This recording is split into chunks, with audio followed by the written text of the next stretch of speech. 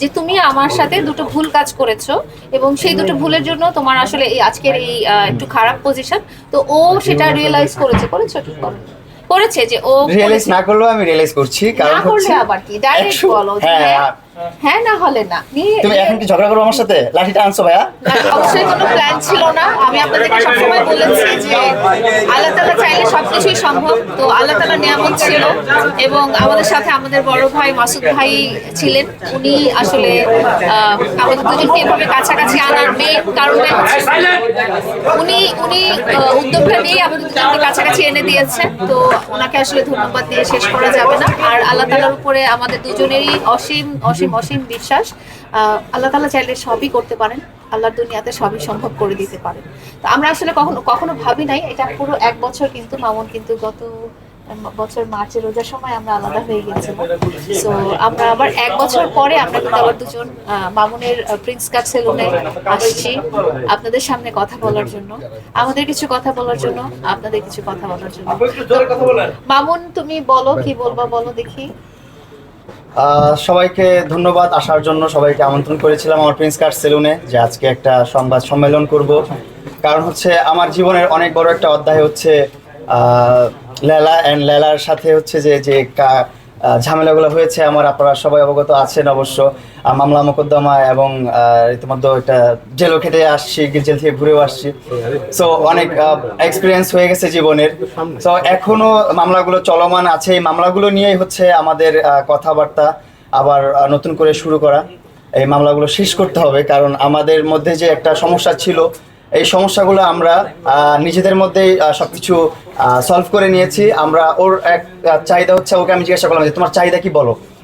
ও বললো যে তুমি সরি বলবা, তাইলে আমার চাহিদা শেষ। আমি সরি বলবে সেটা না, আমি বলেছি তুমি নিজ থেকে তোমার রিয়েলাইজেশন হবে, তোমার উপলব্ধি হবে। আমি তো নিজেই লাঠি। যাই হোক, আমরা গতকালকে একটা লাইভ করছি, আপনারা দেখছেন লাইভে হয়তো আমরা অনেক কথাই বলছি, অনেক খুনসুটি করছি, এখনো দুষ্টামি করতেছি। আর আমাদের অনেক কথাই যদি ভুল হয়ে থাকে আপনারা অবশ্যই ক্ষমা সুন্দর দৃষ্টিতে দেখবেন। অনেক সম্মানিত মানুষরা আপনারা আছেন, আবার অনেক সম্মানিত মানুষরা এই ভিডিওটা দেখবেন। সো লেলা যে কেসগুলো করেছিল আমার বিরুদ্ধে, আমার অনেক হ্যাসেল হচ্ছিল, আমার জীবনে চলাফেরার অনেক মানে সমস্যার সম্মুখীন হচ্ছিলাম।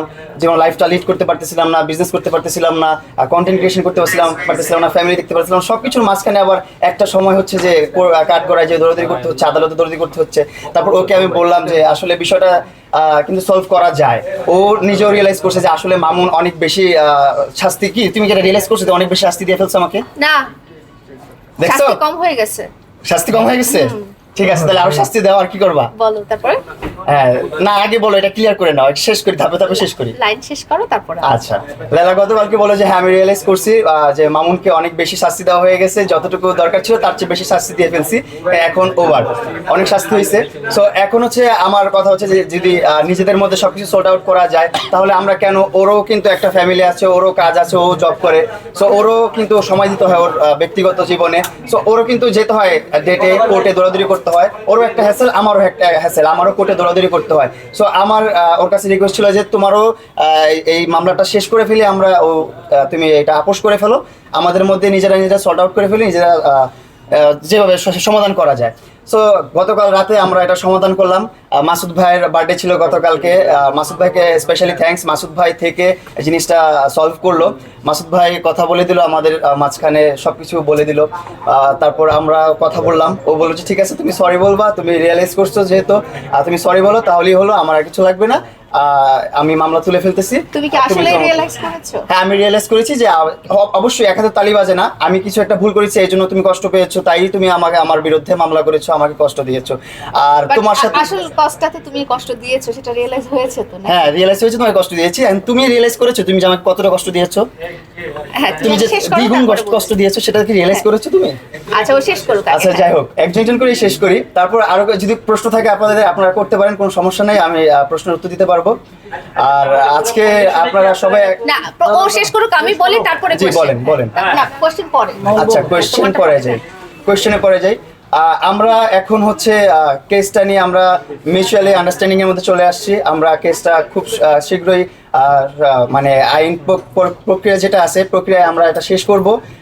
কেসটা শেষ হয়ে গেলে আলহামদুলিল্লাহ আমরা আমাদের নর্মাল লাইফটাই আবার ফিরে আসব। আর আমাদের কন্টেন্ট ইনশাল্লাহ আগামীতে দেখতেও পারবেন, আপনারা দেখতে পারবেন ইনশাল্লাহ, ভালো কিছু আসবে। মামুন এমন তো আচ্ছা কোশ্চেন পরে আমি বলি। সো যেটা হয়েছে যে